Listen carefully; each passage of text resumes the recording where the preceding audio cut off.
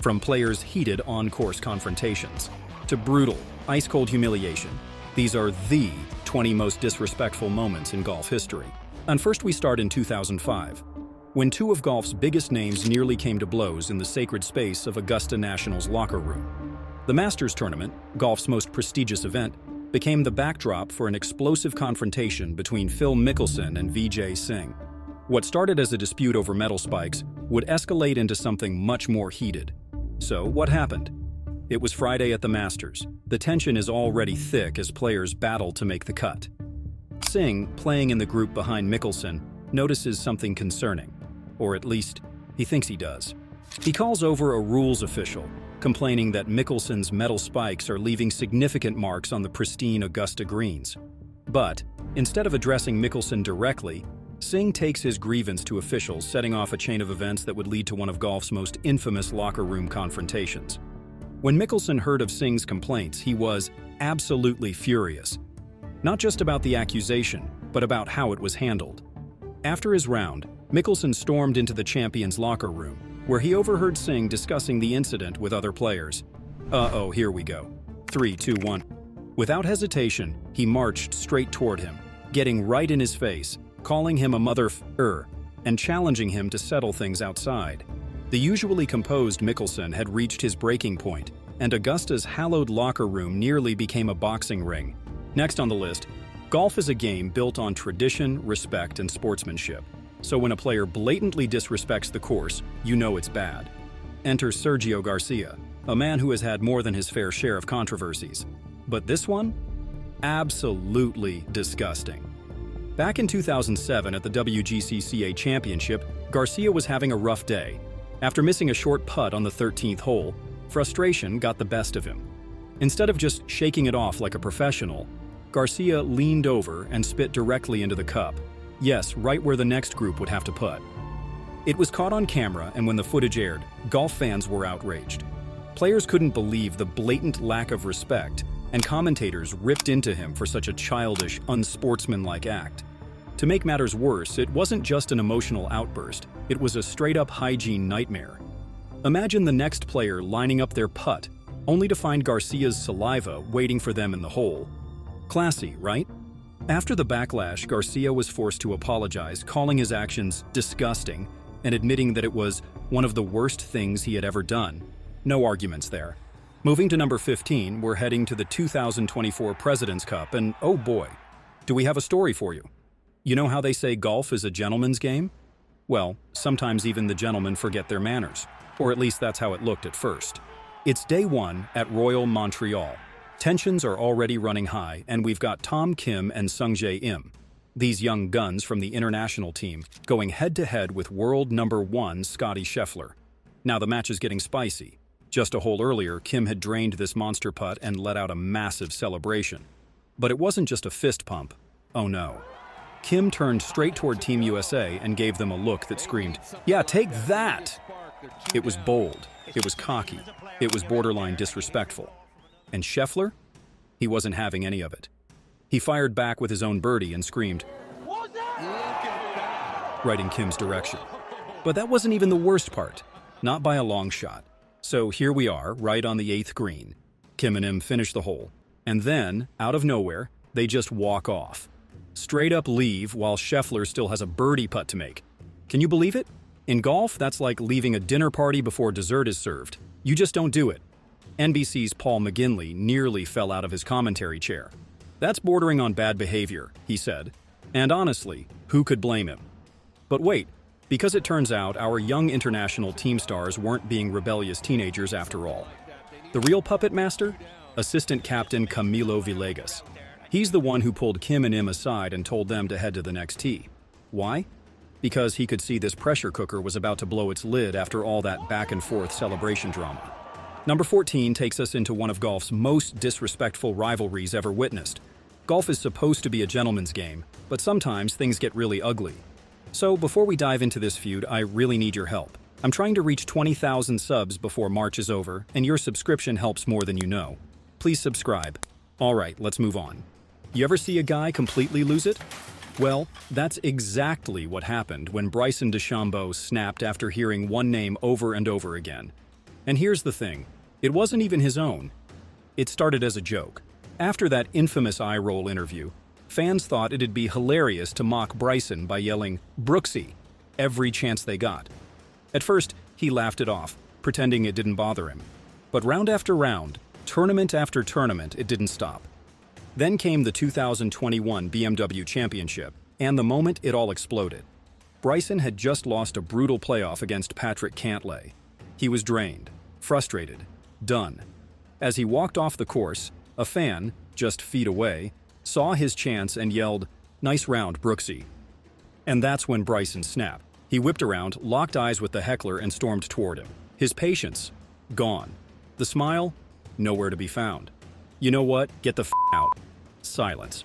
A few nervous laughs. A security guard quickly stepped in before things got worse. But the damage was done. The video spread like wildfire. Suddenly, everywhere Bryson went, fans were shouting "Brooksy" at him. And I mean everywhere. It got so bad that the PGA Tour had to step in, banning the chant and threatening to kick out anyone who yelled it. Can you believe that? The tour actually had to create a new fan behavior rule just because these two couldn't play nice. And just when things seemed to be cooling off, Brooks poured fuel on the fire, posting a video offering free beer to any fan who got kicked out for saying it. Petty? Absolutely. Hilarious? Even more so. For number 13, we need to wind the clock way back to 1985, but not to the Vijay Singh you're thinking of. Before he became world number one, before the majors, the trophies, the fame, there was a different Vijay. A young, hungry pro grinding it out on the Asian Tour, chasing a dream. But then, everything changed. His entire career was hanging by a thread, caught in a scandal so shocking it would nearly end his journey before it even began. See, in golf, there are mistakes, there are bad decisions, and then there's the cardinal sin, messing with your scorecard. And that's exactly what Singh was accused of doing. Singh was fighting to make the cut that week, his paycheck hanging in the balance. Then came the accusation from tournament officials. He'd allegedly changed his score from 1 over par to 1 under par. But Singh denied it. Flat out said it didn't happen. However, the Asian Tour wasn't buying his story. Suspension. Just like that, his career hit a wall harder than a topped drive into a water hazard. The worst part? Even after climbing to the absolute elite of golf, we're talking $71 million in career earnings, people, this scandal from his early days would follow him around for years. Coming in at number 12, and here we've got an absolute wild one from down under, the 2019 President's Cup in Melbourne. This one is about a caddy who decided enough was enough, and man, did things get ugly. Let me set the scene for you. Patrick Reed, golf's bad boy, nicknamed Captain America, shows up in Australia already in hot water.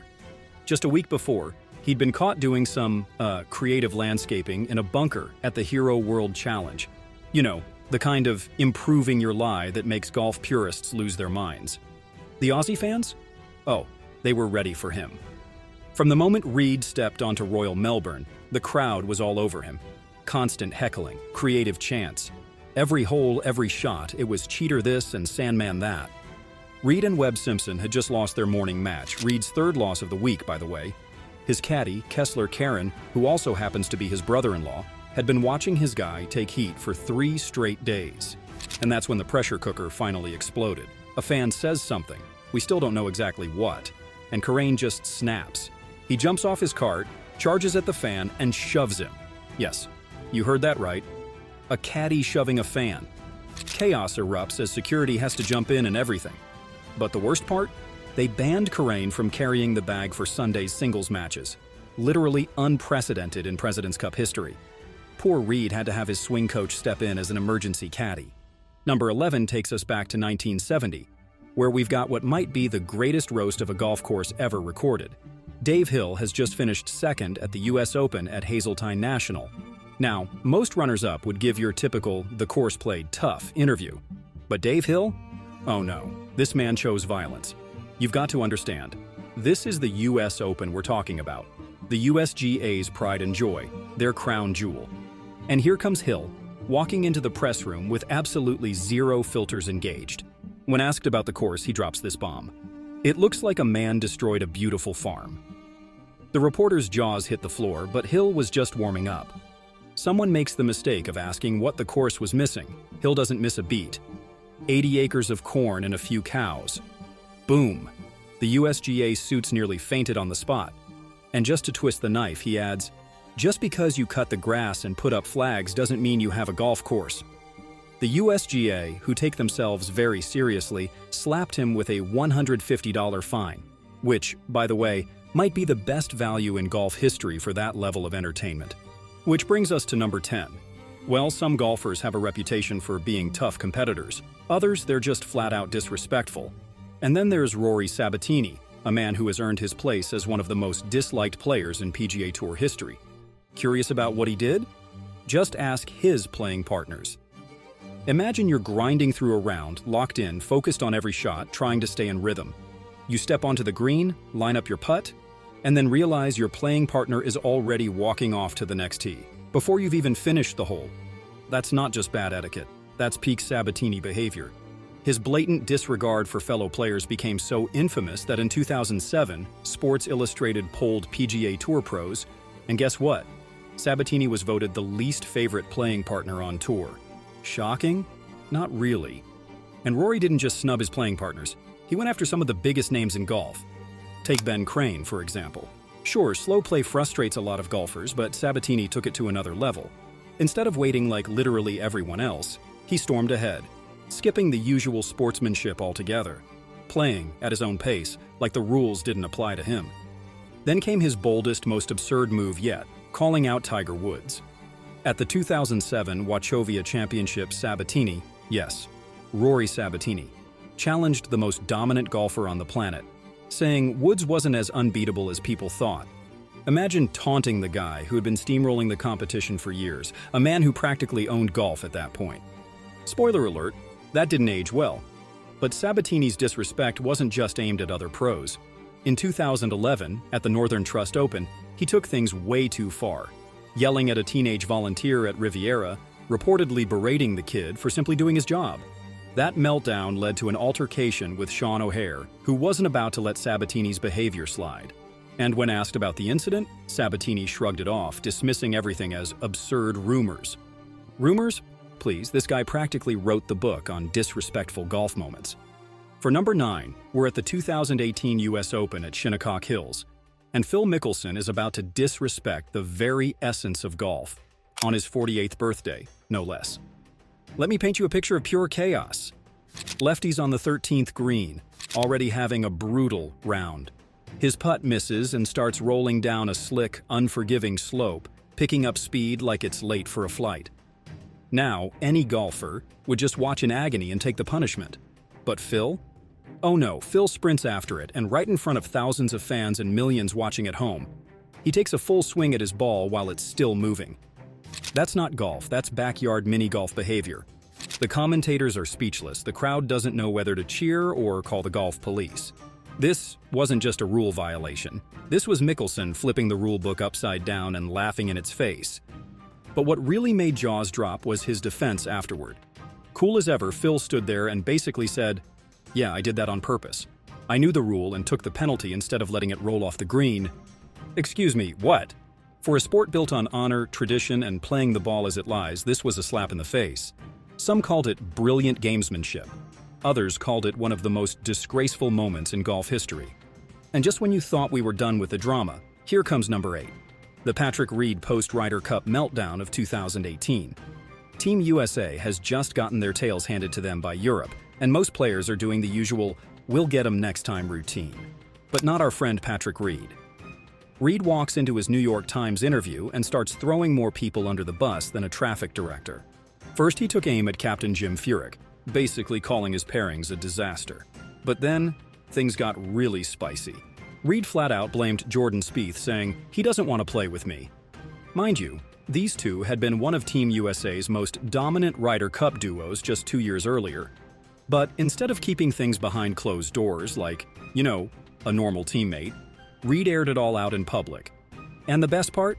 This is the Ryder Cup, a team event, golf's version of all for one, one for all.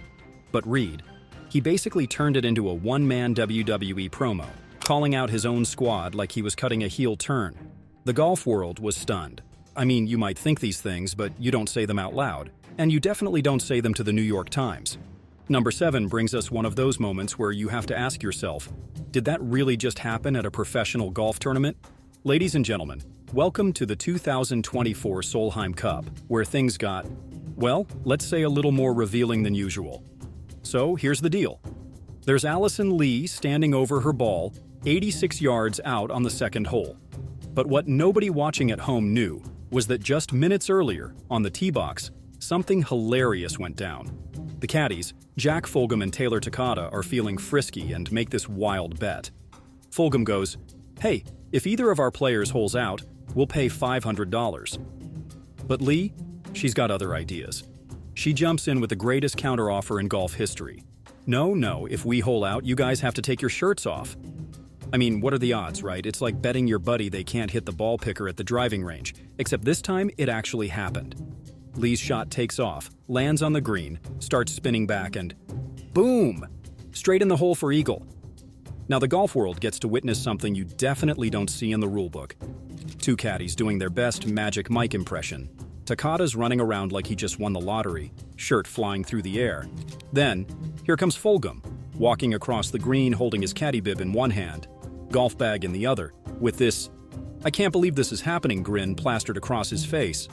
The crowd? Absolutely loving it. But you know how golf can be. For every person crying and laughing, there's someone angry about the dignity of the game. And what about the children? But hey, at least they kept their pants on, right? Next up, number 6, which takes us back to 2003, to a moment that should have been a historic breakthrough for golf, but instead, it turned into one of the most blatant displays of disrespect the sport had ever seen. The scene? Annika Sorenstam, the most dominant player in women's golf, was about to shatter barriers by teeing it up with the men at the Colonial Invitational. This was no publicity stunt. She had won 13 times in the last year alone and was playing at an unbelievable level. The whole world was watching. But Vijay Singh? Oh boy, he was having none of it. Instead of the usual "welcome to the tournament" pleasantries, Singh drops this bombshell. "I hope she misses the cut. She doesn't belong out here." Ouch. Talk about a warm welcome. The golf world exploded. Here's one of the top male players essentially saying no girls allowed in what was supposed to be a watershed moment for the sport. The backlash was immediate and fierce. Fans, analysts, and fellow players couldn't believe what they were hearing. And then, Singh suddenly started backpedaling. He claimed he was misquoted, said he didn't mean it like that. But by then, the damage was done. The narrative had already written itself. But the absolute best part of this all? Singh himself eventually withdrew from the tournament. His reason, he said he needed a break. How convenient. You've made it to our top 5, and here we're jetting off to South Korea in 2024, where Tom Kim just gave us a reminder that even golf's nice guys can lose their cool. Picture this. Kim's playing in front of his home crowd at the Genesis Championship, goes into a playoff with Ben An, and then disaster strikes. See, Kim's been playing his heart out all week, and he's this close to a storybook ending. But then, golf happens. And golf can be cruel, my friends. After leaving his approach shot in an awkward spot, Kim had to stand in a bunker to hit this delicate chip. The shot needed to be perfect. It wasn't. He chunks it and watches his ball sail through the green and into the grandstand. Game over. Ben wins and Kim heads to the locker room, then bang. Locker number 571 suddenly needs a new door. His management team tried to play it cool afterward. "Oh, he just opened it too aggressively." Right, and I just aggressively tapped my last putt that went 15 feet past the hole. But here's the thing. This wasn't your typical golfer tantrum. This was Tom Kim, golf's happy-go-lucky youngster, the guy who's usually bouncing around the course with a smile that could light up Seoul. Here at number 4, we're starting with the comment that nearly cost Garcia his career. The long-standing tensions between Garcia and Woods came to a peak at the 2013 Players' Championship when Garcia accused Woods of pulling a club from his bag while he was hitting a shot. The accusation triggered a reaction from the crowd, which frustrated Garcia and led him to make a career-threatening blunder later on. During an interview, Garcia was asked if he would ever invite Woods over for dinner. His response, "We'll have him over and serve him fried chicken." That remark didn't just offend Woods, it was a blatantly racist comment that cost Garcia his lucrative tailor-made sponsorship and nearly ended his career. He eventually apologized, and Woods accepted the apology. But the hostilities had been brewing for years. Garcia had previously complained about Tiger's fans making too much noise on the course. He also claimed that Woods wasn't a nice person and had been lying to the media since the day he walked into an interview room. Coming from Garcia, a player who spent his entire career chasing Woods, his remarks showed not only a lack of maturity, but also a complete ignorance of how racial prejudices cause real harm. Now, I don't know about that dinner, but Sergio did get served by karma soon enough. He's always been a divisive figure in golf and has a long history of stirring up controversy. Sliding into our top 3, and we're about to dive into one of the most disrespectful and downright cold-blooded moments in Solheim Cup history. And trust me, this one left scars. The scene, Germany 2015. Europe is leading the Americans 10-6, cruising toward what should have been a routine Sunday morning finish. No fireworks, no drama, just a quiet march to victory. Oh, how wrong we were. Enter Allison Lee, an American rookie playing in the biggest event of her life. It's the 17th hole, tension in the air, and she barely misses a putt. The ball rolls to a stop 18 inches from the cup, the kind of putt that's conceded 99.9% of the time in match play.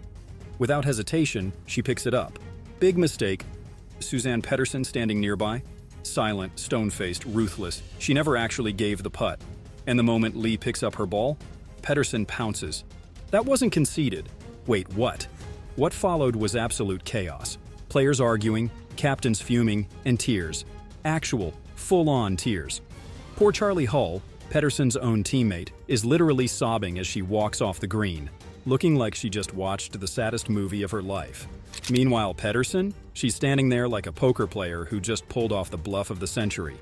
Even her own teammates weren't sure what to do. This wasn't just about a rule. This was about sportsmanship, honor, and the entire spirit of match play. And Pettersson? She dug in. It's not my call to make. The rules are the rules. Meanwhile, American captain Julie Inkster was livid. It's just not right. You don't do that to your peers. And the worst part? If Lee had just waited 2 more seconds, the putt probably would have been conceded anyway. Instead, Europe won the hole on a technicality, and Pettersson cemented herself as the ultimate Solheim Cup villain.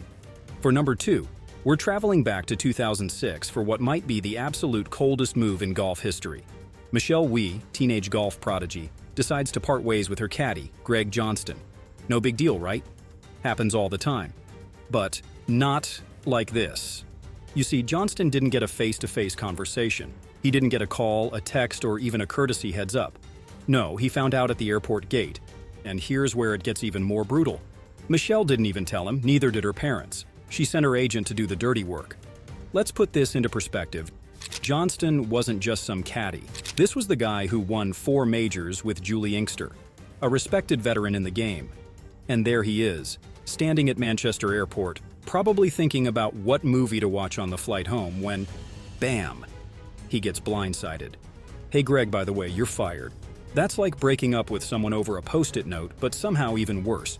And Johnston's reaction? Pure disappointment. I was extremely disappointed that no one named Wie gave me the news. Ouch. Firing a caddy? Normal. Firing a caddy like this? Absolutely brutal. And finally, number 1. The granddaddy of all golf controversies. The moment when the spirit of the Ryder Cup got trampled under a stampede of pure, unfiltered chaos. If you think modern golf celebrations are wild, this was like spring break meets the Super Bowl, meets complete and utter chaos. This was supposed to be golf's greatest comeback story. Instead, it turned into one of the most disgraceful, unsportsmanlike moments the game had ever seen. Imagine this. Justin Leonard stands over this 45-foot putt on the 17th hole. The Americans need this to complete the most insane comeback in Ryder Cup history. The ball starts rolling and boom, it drops. And that's when all hell breaks loose. Players, caddies, officials, wives, random dudes in Team USA gear. They all storm the green like they just won the Super Bowl. But there's one small problem. Jose Maria Olazabal still has a putt. Yeah, you read that right. The match isn't even over, and yet the entire American squad has turned the 17th green into a full-blown mosh pit. Olazabal is left standing there, watching the madness unfold, trying to process how he's supposed to play through a mob scene. Vice Captain Sam Torrance looked like he was about to burst a blood vessel, calling it disgusting. And honestly, That might have been him being polite. But the fallout? Nuclear. The European media went ballistic, calling it a disgrace to the game. Fans spat at players' wives.